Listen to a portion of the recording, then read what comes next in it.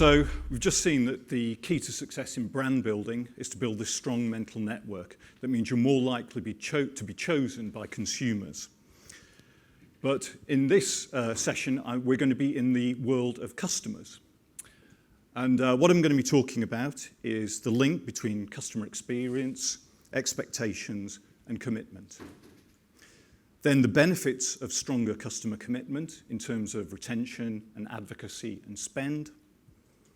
And finally, looking at what are the forces or the drivers of strong commitment.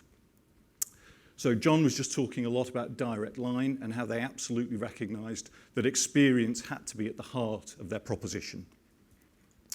And that's reflected in this recent quote from Lidl, talking about their new campaign, which is focused much more on quality and range and not so much on low prices.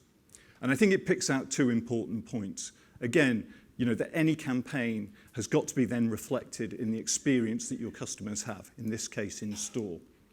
And also it's critical that you bring along your people. So employee engagement and particularly, of course, colleagues on the front line.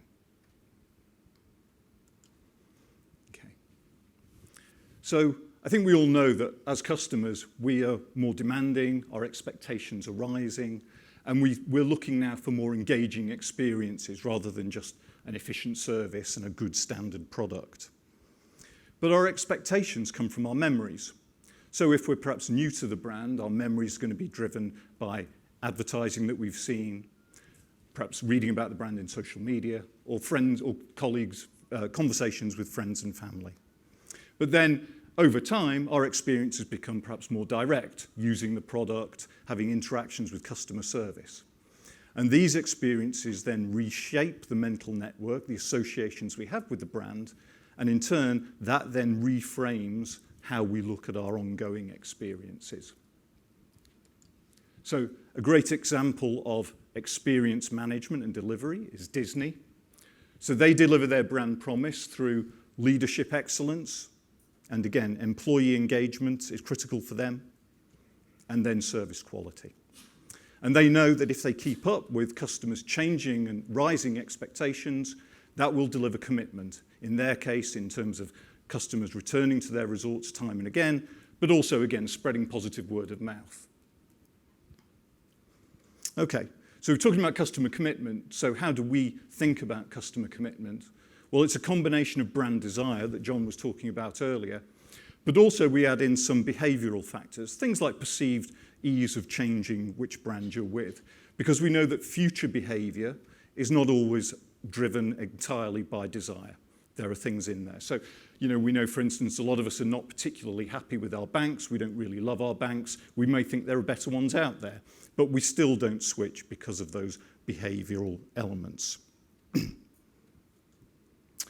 In our R&D, we ask questions about customers' perceptions of their experience compared to the promise. So what they felt the brand was going to be like when they first became customers. And certainly in the airline sector, we found that where customers had felt that their expectations lived up to that promise, about a third of them said that we were fully committed to the brand. And if expectations were exceeded, then that commitment rose. But really, if the customers were saying that really their expectations hadn't been met and it wasn't living up to that promise, then very few of them were committed. And we saw that in outcomes such as NPS scores. So committed customers had a 45-point higher NPS than the uncommitted customers. And if we carry that through to the grocery retail sector, again, we saw in our research there was a big difference in NPS scores and also in their sort of claimed spend. So where does commitment come from? And to look at this, I'm going to look at a brand mental network again, in this case for Tesco, because this is showing us how experiences have framed memories. So there's a lot in here. I'm going to break it up. But we're looking at three customer groups.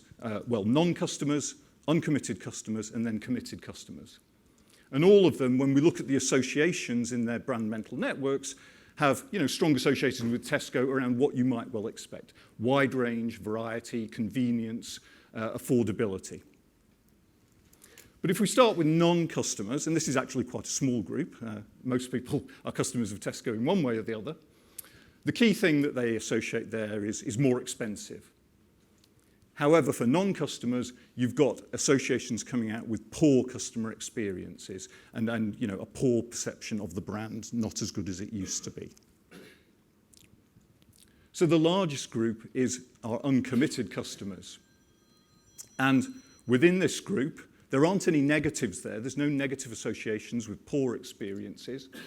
And there are a lot of what John called good choice primers in there. So good quality and good deals, all great stuff. But again, for these uncommitted customers, more expensive, against the discounters such as Aldi and Lidl, is coming through extremely strongly.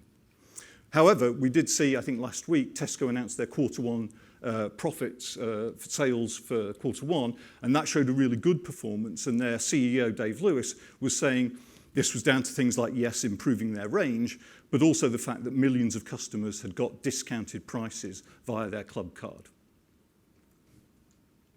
And finally, if we look at the committed customer group, we can see, again, obviously no negatives and good, strong associations with quality and deals. But again, we're starting to see positives coming through in terms of experience, and particularly around the staff and good customer service experiences interacting with Tesco staff. And again, a big part of the Tesco turnaround plan is around employee engagement and initiatives such as head office staff going back out into stores and talking to customers. And indeed, across all our R&D, we asked a question about whether people felt they'd had really generally good experiences with brands or poor experiences with brands. And when we looked at the comments around customers who said I'd had good experiences, really a lot of the associations there, again, were around interactions with people and helpful and good staff. And the negatives, where people said, no, I've had bad experiences, were very much around failure to fulfill the basics. So in the airlines, late and cancelled flights, in grocery shopping, online orders that had mistakes in them. So we just played around with some of the numbers we had, and we said, well, let's imagine if, for Tesco, just again as an example, if they could increase the percentage of their customers who were committed from 31, which is actually quite good already, but up to 35, we could then, using those spend figures that we saw before, and again, it's claimed spend, but we could come up with an approximate number for what that would be in terms of increased sales, so well over £300 million. So if commitment is really important, how do you go about building commitment? Well, starting with academic research into social motives, we've done a lot of R&D around what are the drivers of customer commitment, and in particular, what drives emotional engagement, because we found commitment is really about functional satisfaction, but also about emotional engagement for customers. That's what true commitment is. So we've got our 5 forces: fair treatment, which I think is probably pretty self-explanatory; certainty, which is about things being clear, easy to understand; empowerment, and empowerment is about helping customers to be in control, to feel that they're in the driving seat.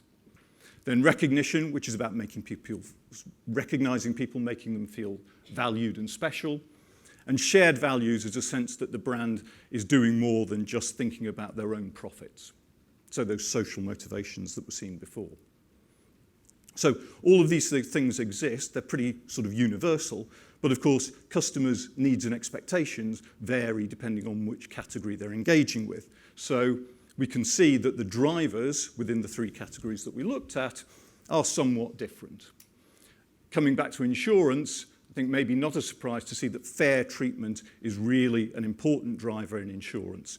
And we know a lot of insurance companies do advertise things like what percentage of claims they pay out on, 99%.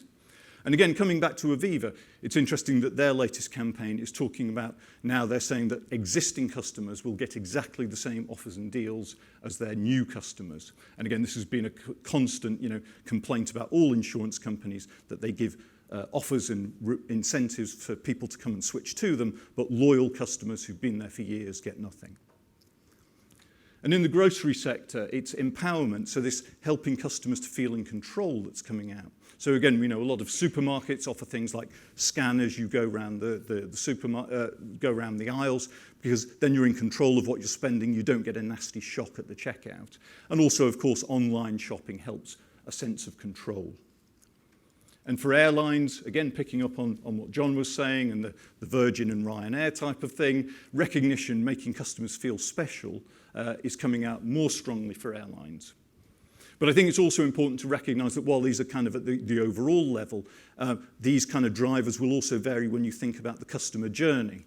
So for airlines, although overall it's about making people feel special, that one about certainty might be more important if you're thinking about when you're booking your flight on the airline's website. So the clarity and transparency will come out as a stronger driver at that point. So to finish up, reaping the reward is all about integration of brand and customer experience management. Because if you don't deliver on your promises, if you don't meet expectations, you're going to lose the customers you've spent an awful lot of money trying to win in the first place. And I think a constant theme through what we've seen is it's about nurturing your people, bringing your people along, because those positive and memorable experiences are often connected to those personal interactions. And finally, it's about focusing on the forces that matter at every stage of the customer journey. Thank you.